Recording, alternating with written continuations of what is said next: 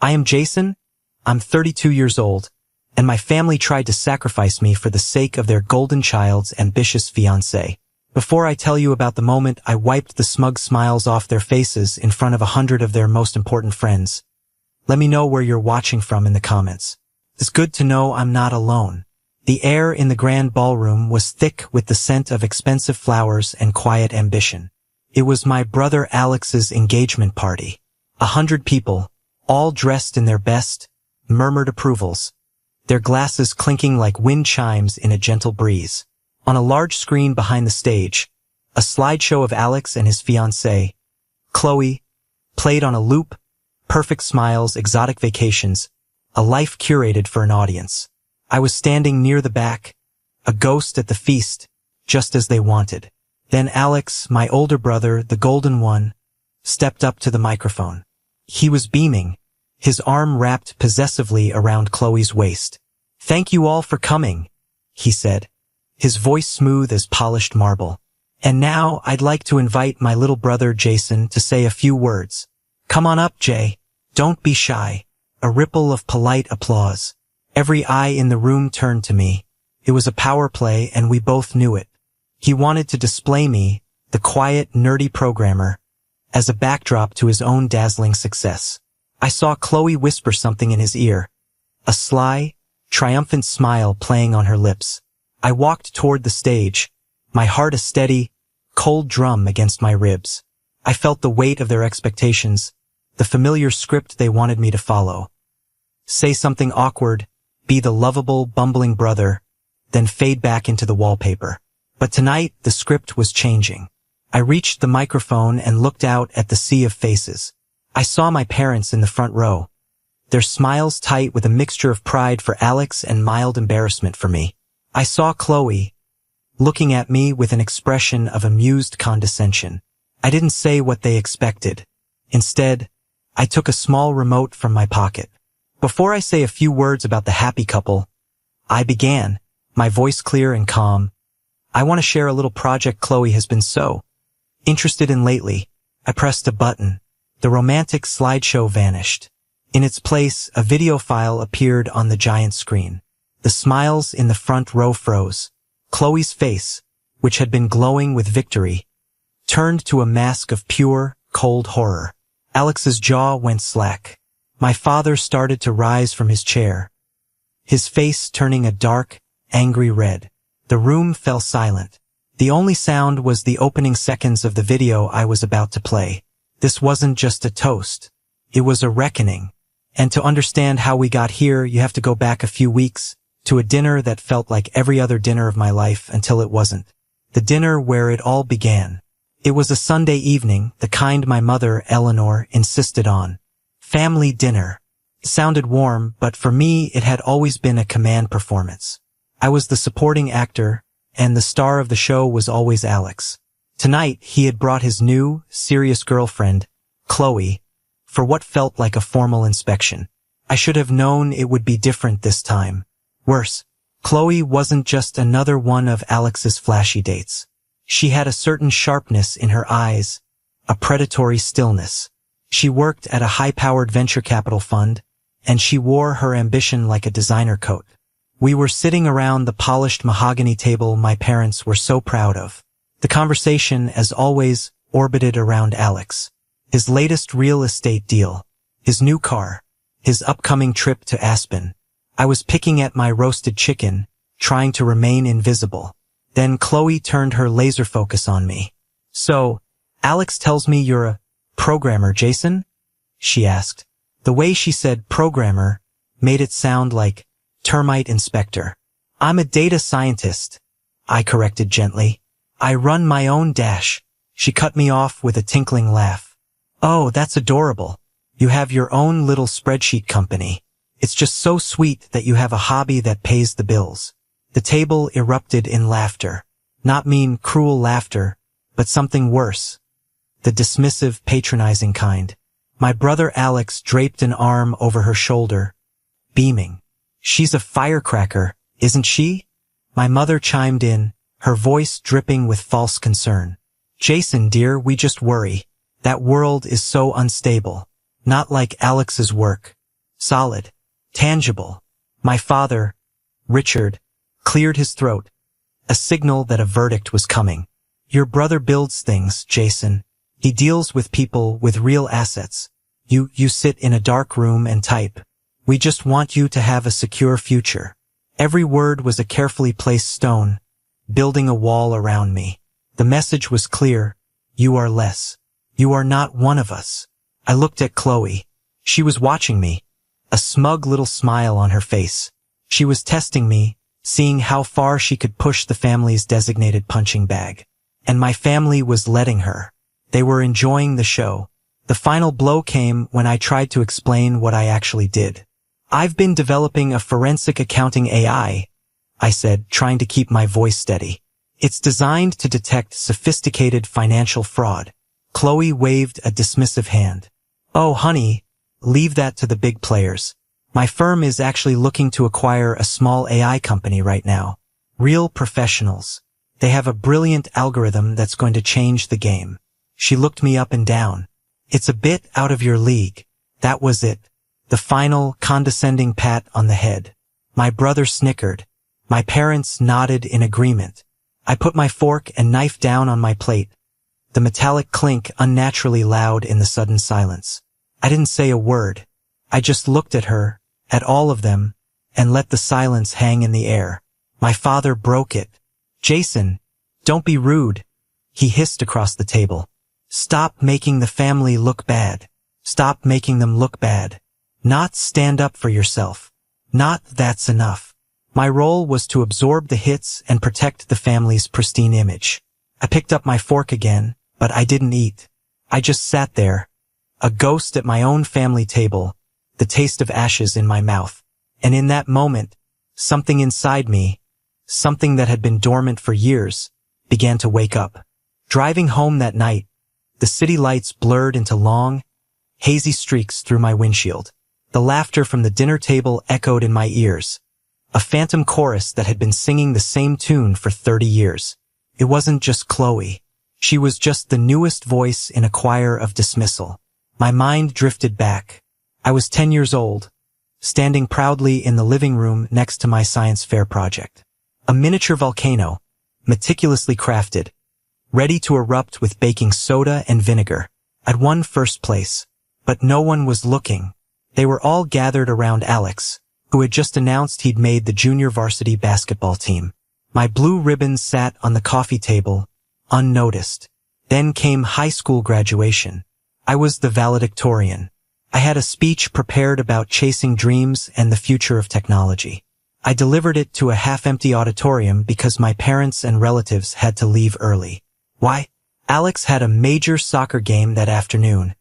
A preseason friendly. I found them later, celebrating his one goal as if he'd won the World Cup. My valedictorian plaque ended up in a box in the garage. It was a pattern, a system. Alex was the sun. I was the planet in a distant, cold orbit, occasionally acknowledged but never truly seen. My passion for computers was a quirk. My quiet nature was a social deficiency. My achievements were nice, dear. Alex's slightest successes were cause for champagne and praise. The most painful memory, the one that still felt like an open wound, was from 5 years ago. I had the foundation of my AI Aurelia analytics. It was just a concept then, but a powerful one. I needed a small seed investment, just $20,000, to get the server space and software licenses to build a working prototype. I wrote a whole business plan. I practiced my pitch. I presented it to my father in his study. He listened with a pained expression, as if I were describing a terminal illness. Jason, I can't, he said, shaking his head.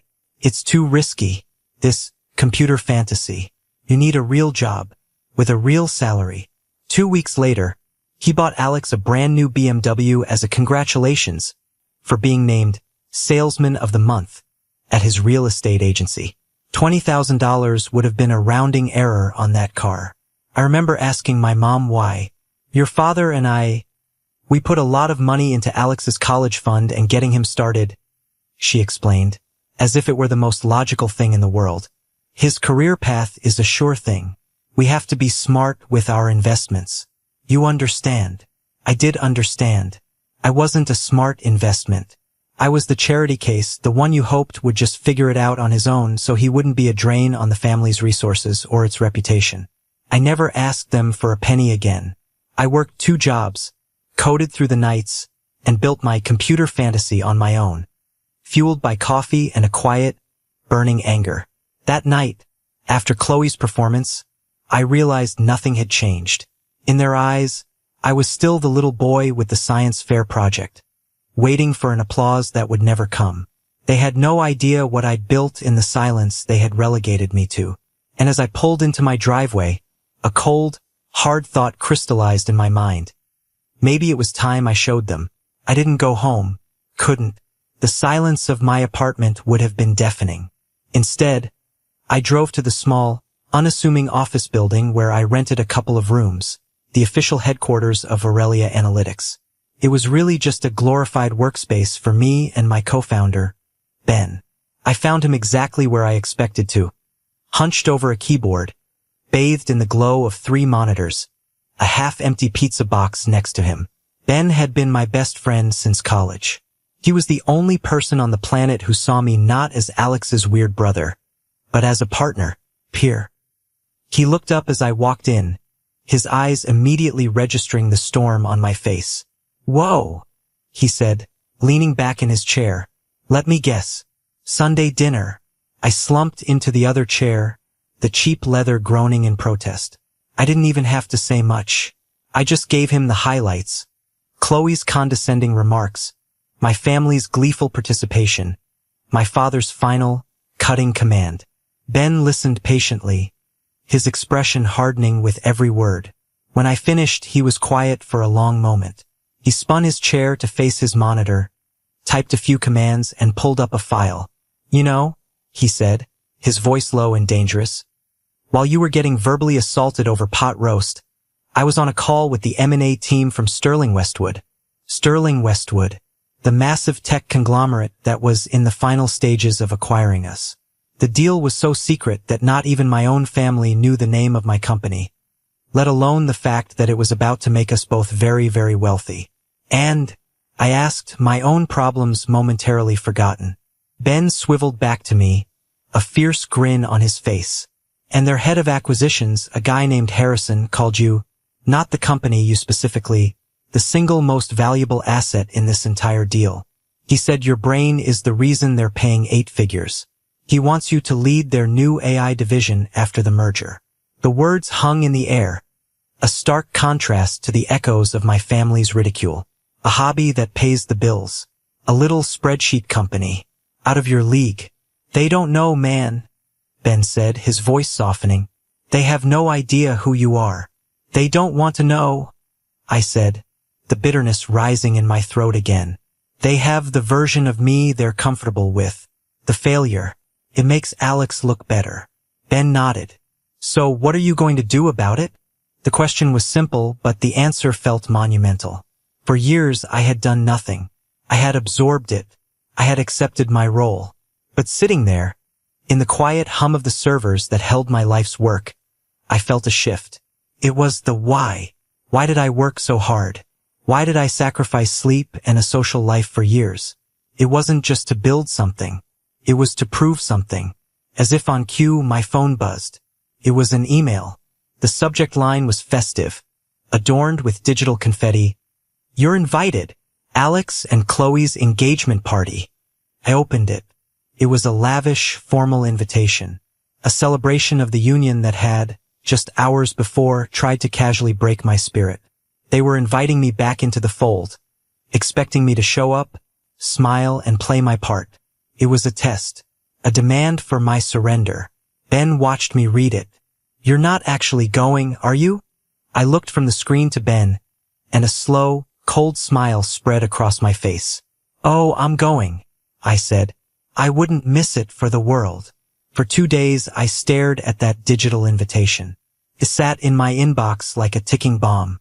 Part of me, the part that had been conditioned for years, wanted to just delete it, send a polite, "So sorry, can't make it," and retreat back into the safety of my work. It would be easier. It would be quieter. But every time I closed my eyes, I saw Chloe's smug smile. I heard my father's hiss. Stop making the family look bad. This wasn't just an invitation. It was a summons. They were telling me, without words, to come back and get in line. To accept the new queen of the family and my place at the bottom of the pecking order. My refusal would be seen as petulance. My attendance as submission. I was about to archive the email for the 10th time when a new one popped up. It was from an anonymous, encrypted address. The kind of thing that immediately sets off alarm bells.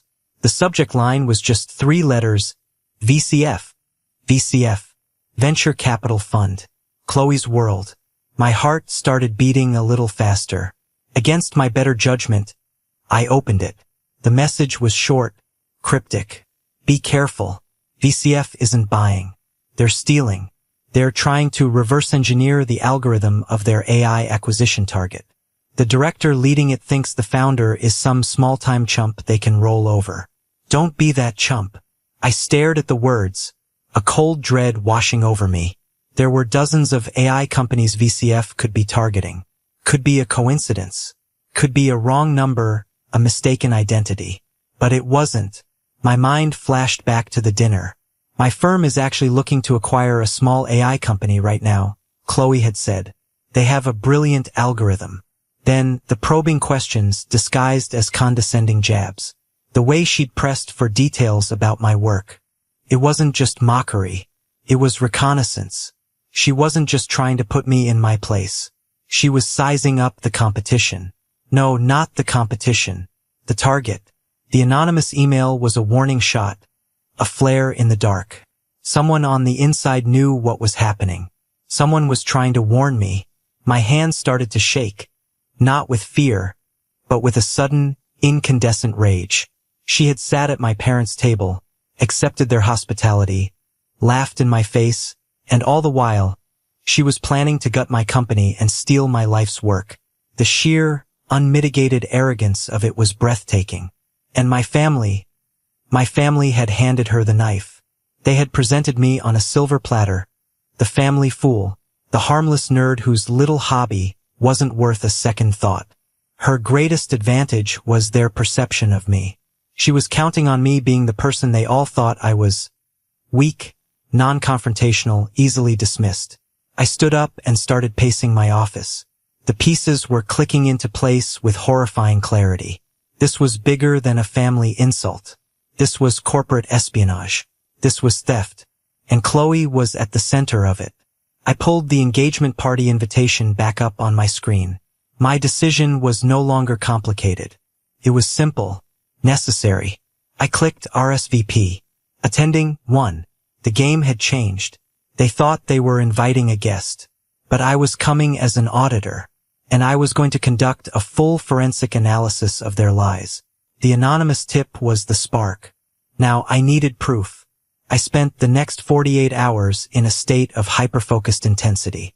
Ben and I turned our office into a war room. We lived on coffee and the grim satisfaction of the hunt. I started where any data scientist would, with the data.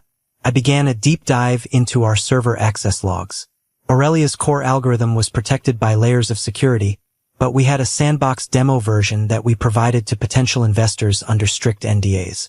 Sterling Westwood had accessed it, of course. Their activity was clean, professional. They respected the boundaries.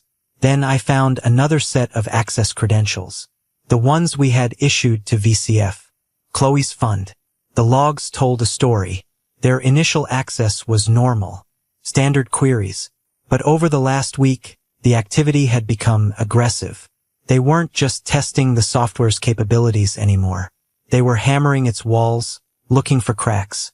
There were repeated attempts to access the source code directory, all of them blocked by our firewalls. They were trying to look under the hood. It was the digital equivalent of trying to pick a lock. It was damning, but it was circumstantial. I needed more. My mind went back to the dinner again, replaying every word. Chloe's questions hadn't just been general. She'd asked about the specific programming language I used for the neural network. She'd inquired about my data processing framework. At the time, I dismissed it as idle, ignorant chatter. Now I saw it for what it was, a fishing expedition. She was trying to get me to give up the blueprints for free. Then a darker thought occurred to me. How did Chloe even know enough about my project to target me in the first place? I was pathologically private about my work. Only a handful of people knew what I was really building. Ben, a few trusted contractors, and my heart sank. And my family. I had tried to explain my work to them over the years. In my foolish, optimistic moments, I had shared my progress, hoping for a glimmer of interest or pride. I remembered a conversation a few months ago at a family barbecue. I was talking to my cousin, David. David was always the good cousin, the one who seemed to take an interest. I told him about a major breakthrough I'd had with the AI's predictive modeling.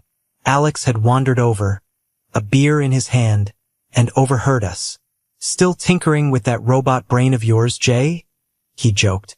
"You should get a real hobby, like golf." David had defended me. "No, man, this is really cool stuff. Jason's building something big." At the time, I'd been grateful for David's support, but now a sickening suspicion began to form. Alex had heard, and Alex talked to Chloe. I needed to confirm it. I pulled up our network traffic analysis tools. I started cross-referencing the IP addresses that had been running the attacks on our server. Most were masked behind VPNs, but a few of the earlier, sloppier attempts weren't. They traced back to a residential IP address. I ran a lookup. The result felt like a punch to the gut. The address was registered to David, my cousin, the one who had always seemed to be in my corner. He hadn't just been listening at that barbecue. He had been gathering information, and he had passed it on. The betrayal was so profound it left me breathless. This wasn't just Chloe. This was a family affair. I called David immediately. No preamble, no small talk. "Why, David?" I asked, my voice dangerously quiet. There was a long pause on the other end of the line. "Jason? What are you talking about?" He sounded genuinely confused, and for a second I almost doubted myself. "The IP address, David. The one that's been trying to breach my company's servers for the past week. It's yours." The silence that followed was heavy with guilt. I could hear his sharp intake of breath. He was caught. I don't know what you mean," he stammered. But the lie was paper thin. "Cut the crap," I snapped, my patience gone. "Did you tell them? Did you tell Alex and Chloe about my project?" He finally broke. His voice was a pathetic whisper. I just mentioned it to Alex. I thought it was cool what you were doing. I was bragging about you."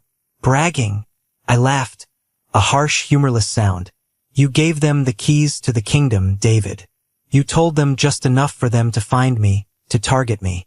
"I didn't know she was going to do this," he pleaded. "I swear, Jason. Alex just said Chloe's company was interested in tech stuff and I mentioned your startup. I had no idea, but I knew that was a lie too." David was smart. He worked in finance. He knew exactly what interested in tech stuff meant when it came from a VC shark like Chloe. He hadn't done it to help me. He'd done it to ingratiate himself with Alex, the successful branch of the family tree. He had sold my secret for a few pats on the back from the golden boy. He had chosen a side.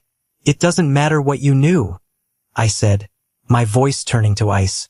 "It only matters what you did." I could hear him starting to panic. "Please, Jason, don't tell your parents. Or Alex. It was a mistake. A mistake. Betraying years of trust was a mistake. Helping a predator target his own family was a mistake. The casualness of it, the cowardice, was almost worse than the act itself. He wasn't sorry for what he did. He was sorry he got caught. He was worried about the consequences for himself, not for me. He was worried about getting a lawyer. "Don't worry, David," I said, and the coldness in my own voice surprised me. "I'm not going to tell anyone." "Oh, thank God, Jason. Thank Dash. I'm going to show them," I interrupted. "All of them." I hung up the phone before he could respond, leaving him to stew in the silence of his own treachery. The confirmation of David's betrayal was the final piece of the puzzle. It severed the last thread of doubt, the last wisp of hope that this was all a misunderstanding. This was a coordinated attack, and my own family, my own blood, had been complicit. I turned to Ben, My face set like stone. They're trying to steal it all. Ben's expression was grim. So we fight back. No, I said, a new, chilling sense of clarity washing over me. We don't fight back. We let them think they're winning. We're going to set a trap. A beautiful, elegant, inescapable trap. And the engagement party. That's where we're going to spring it. My decision was made. I was no longer just defending my company. I was defending my life, my identity, my very existence against the people who were supposed to have my back.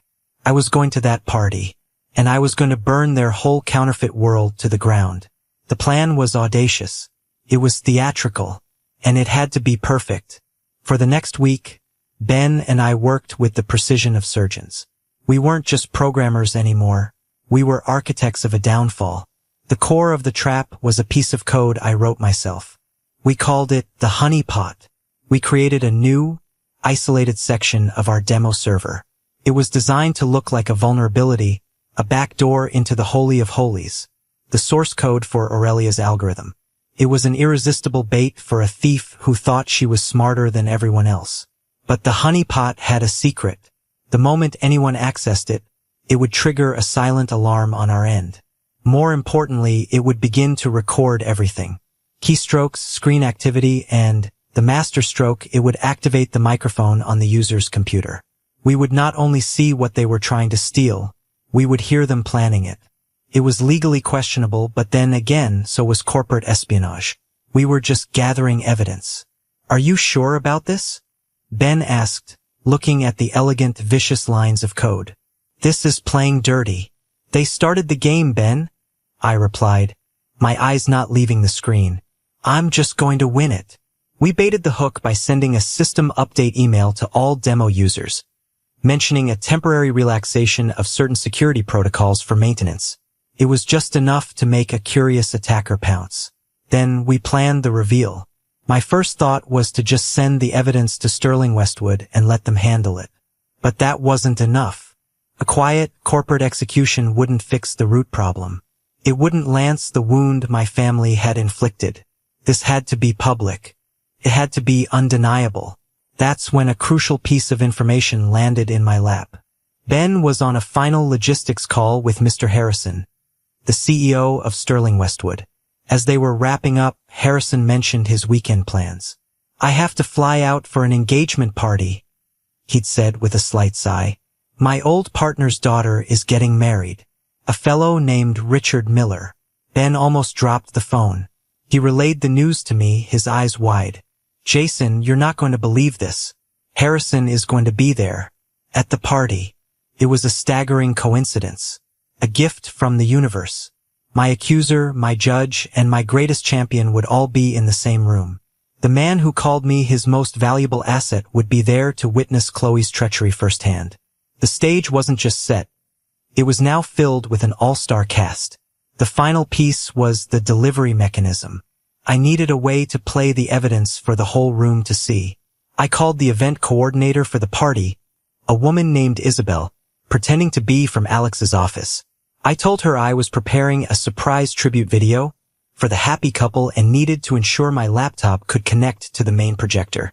She happily gave me the technical specs. Everything was in place. The trap was set. The audience was confirmed. The stage was waiting. All I had to do was wait for the mouse to take the cheese.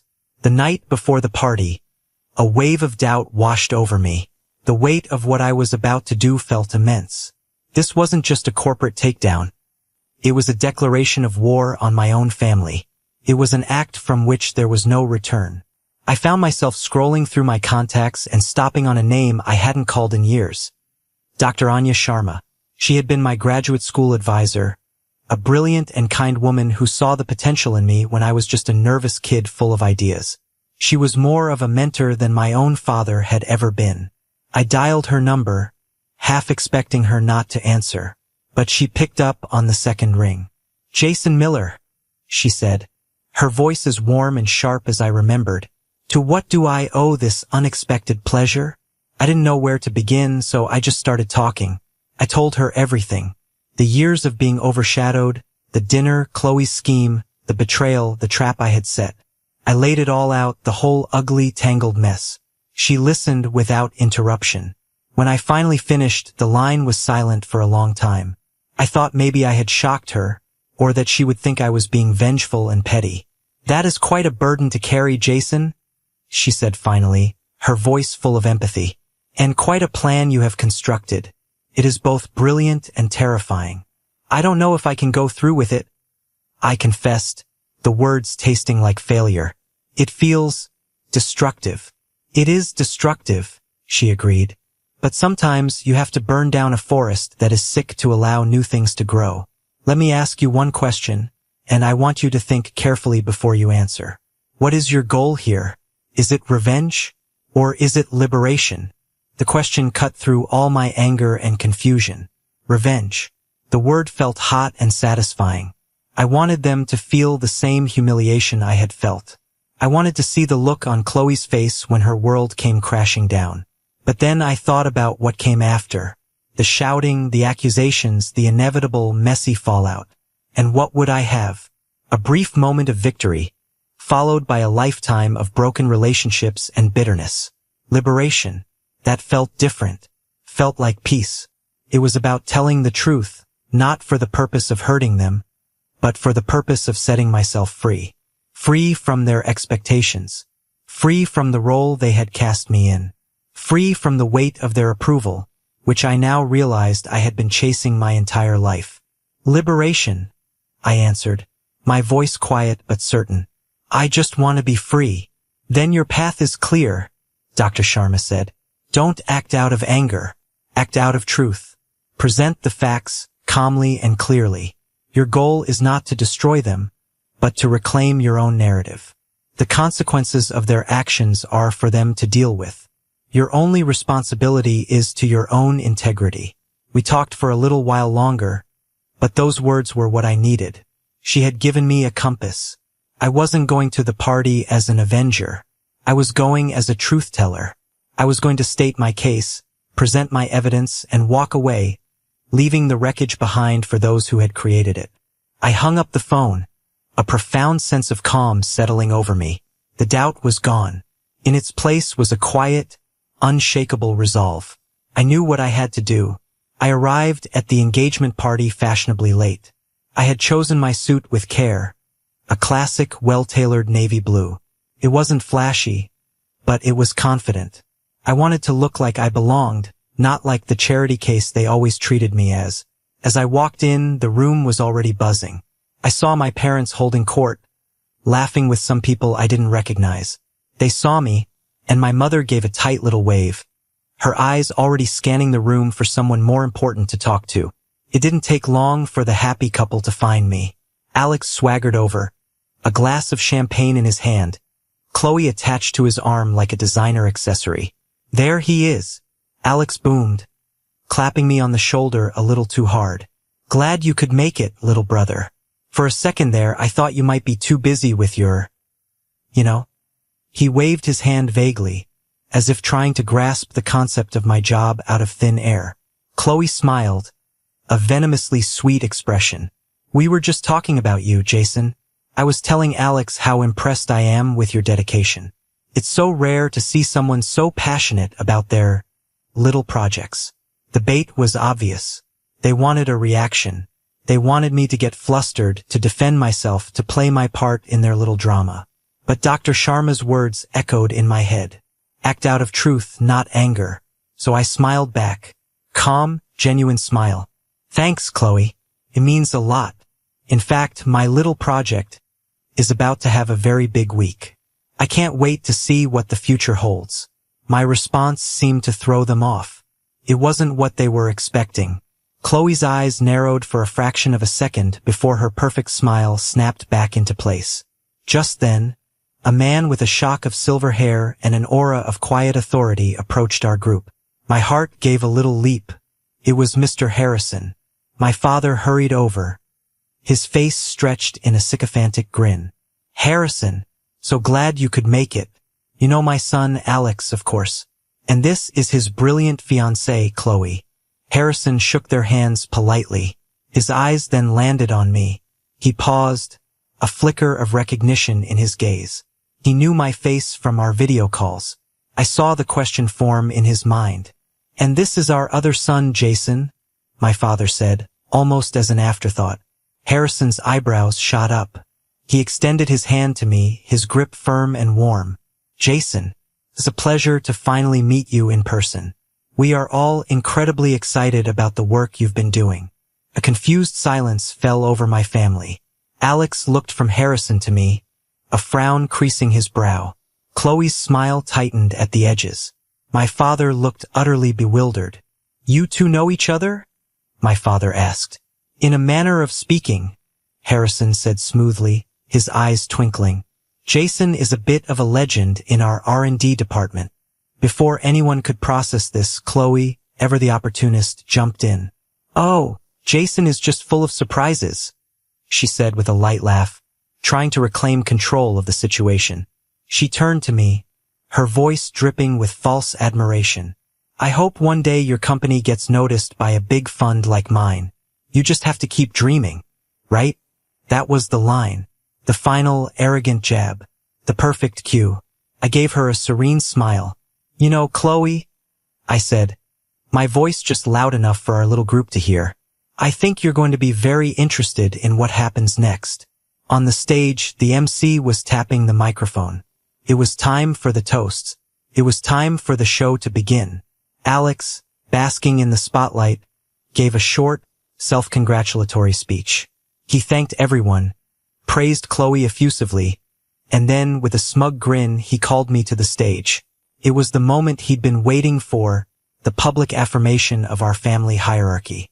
I walked up, the small remote feeling cool and solid in my hand.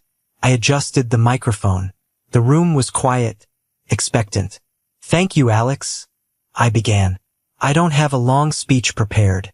I've always believed that actions speak louder than words. And lately, I've been made aware of some very interesting actions." I looked directly at Chloe. Her smile was starting to look strained. Chloe, in particular, has shown a remarkable interest in the world of forensic accounting AI. She's been so curious about my little project. So I thought, instead of a toast, I'd share a little bit of that project with all of you. I pressed the button. The screen behind me flickered to life. It wasn't a PowerPoint presentation. It was a screen recording. The date and timestamp were in the corner, 2 nights ago. The user was logged into VCF's network. The mouse was moving frantically, trying to open firewalled directories. My honeypot. A collective gasp went through the room. In the front row, my mother put a hand to her mouth. My father was half out of his seat, his face a thundercloud. Then came the audio. It was Chloe's voice, sharp and unmistakable. "Come on, find the core algorithm." Her voice echoed through the ballroom sound system. "We just need the source code and we can build our own clone. By the time we launch, the little accounting nerd who built this will never know what hit him." The room was utterly silent. You could have heard a pin drop on the thick carpet. Chloe's face was as white as a sheet. She looked like she had been turned to stone. Alex stared at the screen, then at her, his expression a mixture of confusion and horror. The video continued. It showed her directing a small team trying to bypass my security. It recorded her frustration, her greed, her absolute contempt for the anonymous founder she was trying to rob. When the video ended, I let the final, damning sentence hang in the silent air. Then I turned back to the microphone. "The little accounting nerd she's referring to, that's me," I said, my voice ringing with a clarity I had never felt before. "The company she was trying to steal from, Aurelia Analytics, is my company." I paused, letting that sink in. I looked at Mr. Harrison, who was watching the scene unfold with a grim, unreadable expression. "And there's one more thing," I said, turning my gaze back to Chloe. "You said you were looking to acquire a brilliant AI company. You were right. Sterling Westwood, Mr. Harrison's company, finalized that acquisition this morning. As of tomorrow, Aurelia Analytics will become their new AI division.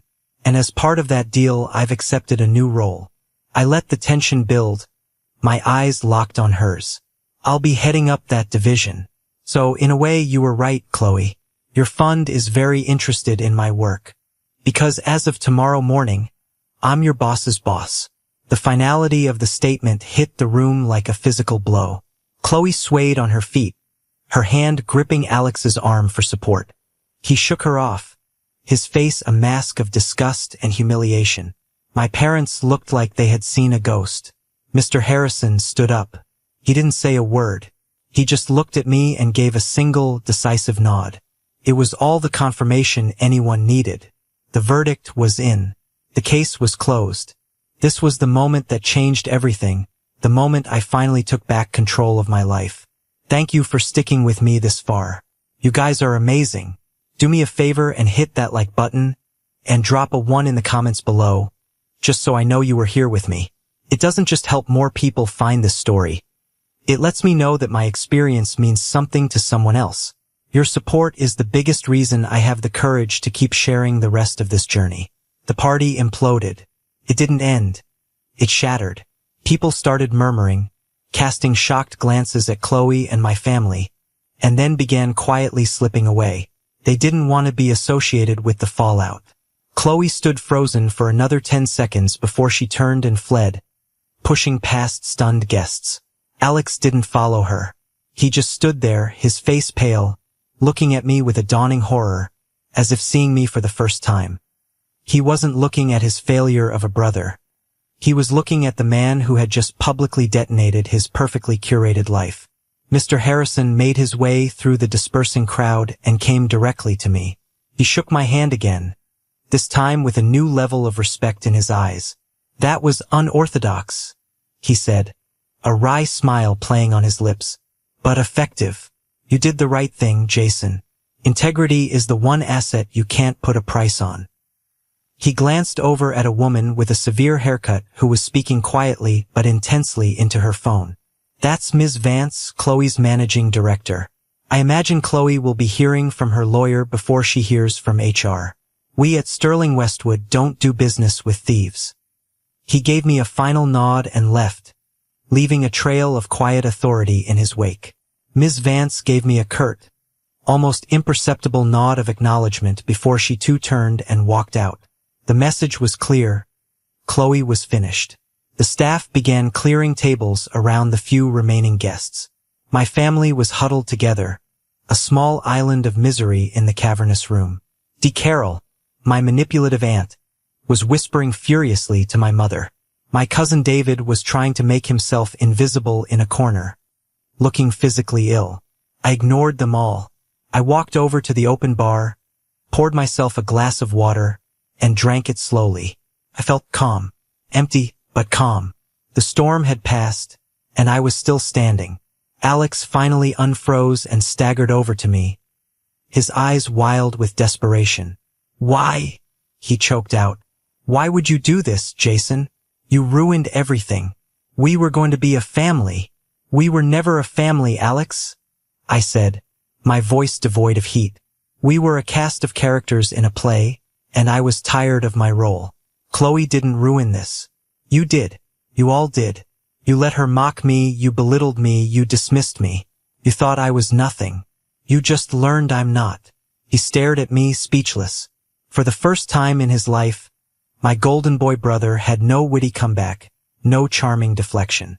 He had nothing. He had built his life on a foundation of superiority over me, and that foundation had just turned to dust. I placed my empty glass on the bar, turned my back on him, and walked out of the ballroom without looking back. I almost made it to my car. They caught me in the parking garage, a desperate, broken little delegation. My father, my mother, and Alex. Jason, wait! My father called out, his voice hoarse. I stopped but didn't turn around. I just waited. You can't just walk away, my mother said, her voice trembling with a fury that was quickly replacing her shock. You have embarrassed this family in a way I never thought possible. You humiliated your brother. You destroyed his future. I finally turned to face them. The garage lights cast long, distorted shadows. They looked small and frail under the buzzing fluorescence. My future was the one on the line, I said, my voice level. Chloe was going to steal my work. Did you hear that part? Or were you too focused on the social embarrassment? She was ambitious. My father spat. Maybe she went too far, but you handled this with no class. You aired our dirty laundry in public. It stopped being our laundry the moment you chose her over me, I replied. It stopped being our laundry every time you praised him for breathing and criticized me for succeeding. You didn't want a son. You wanted a reflection of yourselves. And when I wasn't that, you tried to break me. Alex stepped forward. A divorce would have been less messy than this, Jason. You could have just told me. I laughed. A real, actual laugh. Told you? Told the man who laughed the loudest when his fiancée called my life's work adorable? You wouldn't have listened. You never listen. You just wait for your turn to speak. A heavy silence fell between us. In that moment I saw the truth. They weren't sorry. They weren't horrified by the betrayal or the theft. They were horrified that I had revealed the truth. They were angry that I had upset the delicate balance of their world. A world built on the convenient fiction of my mediocrity. I'm done, I said quietly, but the words carried the weight of a final judgment. I'm done being your disappointment. I'm done being your stepping stone. I'm done needing your approval. My mother started to cry, but they were tears of frustration, not remorse. What about us? After all we've done for you, what you've done is teach me a valuable lesson, I said, looking each of them in the eye. That sometimes the family you're born into isn't the family you get to keep. Goodbye. I got into my car, started the engine, and drove away. In my rearview mirror, I saw them standing there, 3 shrinking figures in the harsh light of the parking garage. I didn't feel anger or sadness anymore. I just felt free. For the first time in my life, I was driving toward a future that was entirely my own. 6 months can feel like a lifetime. The world didn't stop turning after the infamous engagement party. But mine was reborn. The merger with Sterling Westwood went through smoothly. My new title was Vice President of the AI Innovation Division. It sounded absurdly corporate, but the work was everything I had dreamed of. I had resources. I had a team of brilliant minds who challenged and respected me.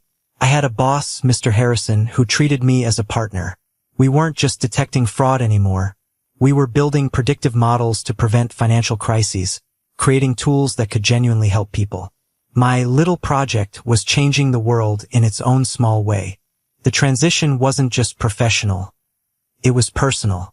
The quiet, reserved Jason who avoided confrontation began to fade. In his place was a man who spoke with confidence in boardrooms, who wasn't afraid to voice his opinion, who trusted his own judgment. The ghost from the family dinners was finally gone. I reconnected with old friends, the ones I had neglected during the years I spent coding in isolation. I started dating again, cautiously at first, but with a new understanding of what a healthy relationship looked like. It wasn't about power dynamics or social standing. It was about mutual respect. It was a revelation. My family, for the most part, was silent. I heard through the grapevine that the fallout had been catastrophic. Alex and Chloe's breakup was immediate and ugly. He had tried to salvage his reputation, but the story had spread like wildfire through their social circles. He was no longer the golden boy. He was the fool who had been played by his fiancée and publicly dismantled by his own brother. He lost clients. He lost his swagger. He lost the only thing that ever mattered to him, his image. I didn't revel in it. Honestly, I rarely thought about them at all. It was like a background noise that had finally been switched off. The silence was peaceful. One afternoon, I got a call from an unknown number. I almost didn't answer, but something made me press the green button. Hello, Jason? It's Mrs. Gable. I was stunned. Mrs. Gable had been our neighbor for years. A sweet, quiet widow who was a longtime friend of my mother's. I'd always liked her. Mrs. Gable, hi. It's so good to hear your voice, I said, genuinely surprised. Oh dear, I'm sorry to bother you at work, she said. I was at that party, Jason, and I wanted to tell you, I have been waiting 30 years for someone to finally stand up to them. I always knew you were the special one. The quiet ones always are. I am so terribly proud of you. Tears pricked my eyes. To be seen, truly seen, by someone who had been there all along. It meant more than any promotion or paycheck. It was a validation that came from a place of pure, simple kindness. "Thank you, Mrs. Gable," I said, my voice thick with emotion. "That means the world to me." We chatted for a few minutes more. Before she hung up, she said something that stayed with me. "Your mother and father, they bet on the wrong horse, Jason. And now they're learning that a pedigreed horse that can't run is just an expensive mouth to feed." It was a harsh analogy, but a true one. They had invested everything. Emotionally, socially, and as I would soon find out, financially. In a son who was all style and no substance. And the bill was finally coming due. Another month passed. I was in my office, sketching out a roadmap for a new project, when my assistant buzzed me. "Jason, your mother is on the line. She says it's an emergency." My blood ran cold. For all my newfound freedom, the word emergency, from a parent, still triggers a primal fear. Was someone sick? Had there been an accident? I grabbed the phone. "Mom? What's wrong? Is everyone okay?" It wasn't that kind of emergency. It was the kind I should have expected. "Jason, you have to help your brother," she said, her voice tight with a desperate, manufactured panic. There was no hello. No how are you. Just a demand. I leaned back in my chair, a weary sense of resignation washing over me. "Help him with what? His life is falling apart," she cried. "He lost his job. His clients won't return his calls. Chloe suing him for emotional distress or some nonsense. He's a mess. He needs you." I stayed silent, letting her words hang in the air. The sheer audacity of it was almost impressive. After everything that had happened, she was still calling me to fix the mess her golden child had made. "What exactly do you expect me to do, Mom?" I asked, my voice dangerously calm. "You're successful now," she said, as if it were an accusation. "You have money. You have connections. You could, I don't know, give him a loan, introduce him to some people, help him get back on his feet." "He's your brother." "He is my brother," I agreed. "And he stood by and laughed while his fiancée planned to destroy me. He called me a failure his entire life. You want me to reward that behavior?" Her voice turned sharp, the desperation morphing back into her familiar, cutting tone. "This is your fault, you know. If you hadn't made that disgusting scene, none of this would have happened. You did this to him." And there it was, the blame, the complete refusal to accept any responsibility. "No," I said, my voice firm. "I didn't do this. His choices did this. Chloe's choices did this. And your choices did this." "Our choices," she shrieked. "We gave you everything." Then, in her anger and frustration, she let the final, ugly truth slip out. The one that explained everything. "We invested everything in Alex. Your father and I, we put our savings into his real estate ventures. We thought he was the sure thing. Now it's all gone. The inheritance, everything, it's all gone. And you're sitting up there in your fancy office doing nothing. The inheritance." The word landed in the space between us like a block of ice. It had never been about love. It had never been about which son they were more proud of. It had been about money.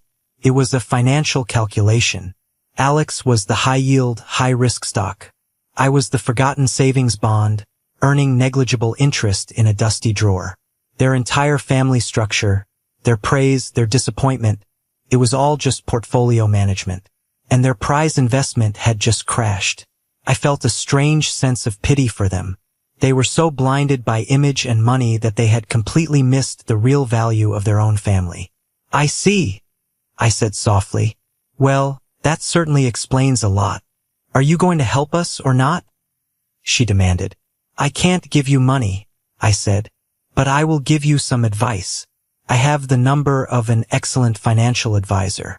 He specializes in bankruptcy and debt management. I'll email it to you." The stunned silence on the other end of the line was more satisfying than any shouting match could ever have been. "That is all you can do?" she whispered, her voice full of disbelief. "That is all I am willing to do," I corrected her. My help is no longer on the table. My wallet is closed. Goodbye, Mom. I hung up the phone. I didn't feel angry. I didn't feel sad. I felt the last final chain break. I was free. A few weeks later, I was sitting at a small outdoor cafe. Not in my bustling American city, but in Florence, Italy. The sun was warm on my face, and the air smelled of espresso and old stone. In front of me was a half-eaten pastry and a view of the Duomo, its magnificent dome piercing the brilliant blue sky. I had booked a one-way ticket. After that final call with my mother, I realized I needed more than just a new job and a new apartment. I needed a new perspective. I had spent so long fighting a battle in a world they had defined. It was time to see the rest of the world on my own terms. I had enough money now. I had a job that I could do remotely for a few months. There were no more excuses, no more family obligations holding me back. For the first time in my life, there was just me. I took a sip of my cappuccino and watched the people go by. Couples holding hands, families laughing, artists sketching in the piazza. It was a world away from the tension and drama that had defined my life for so long. Here, I wasn't Alex's brother or the programmer. I was just a man enjoying a coffee in the sun. I thought about my family, but the memory was distant now, like a scene from a movie I'd once seen. I hoped, in a detached way, that they would find some kind of peace. I hoped Alex would learn that his value wasn't tied to his job or his car. I hoped my parents would learn that love isn't an investment to be managed. But their journey was their own. It was no longer my burden to carry. My phone buzzed. It was a message from Ben. A picture of our team celebrating a new product launch. They were all smiling, raising glasses of champagne in our old office. The subject was simple. Wish you were here. I smiled and typed back a reply. Me too. But the gelato here is better. I pulled a postcard from my bag. A beautiful photograph of the Ponte Vecchio. I started to write. Not to my family, but to Ben. I didn't talk about work or the merger. I told him about the taste of the pasta, the color of the sunset over the Arno River, the feeling of walking through streets that were centuries old. I was finally free. Not because I had won or because they had lost. I was free because I had finally stopped playing their game. I had walked off the board and discovered that a whole world was waiting for me. A world that didn't require me to be small for someone else to feel big. A world where I could just be Jason. And for the first time, that felt like more than enough. I signed the postcard, put a stamp on it, and went to find the nearest mailbox, my steps feeling lighter than they had in years. Thank you for listening to my story. I hope it resonated with you in some way. It took a long time for me to find my own voice, and sharing this is a part of that journey. Have you ever been in a situation where you had to completely redefine your relationship with the people you love? Share your story in the comments below. I read every one. And please, don't forget to like this video and subscribe so you don't miss what comes next.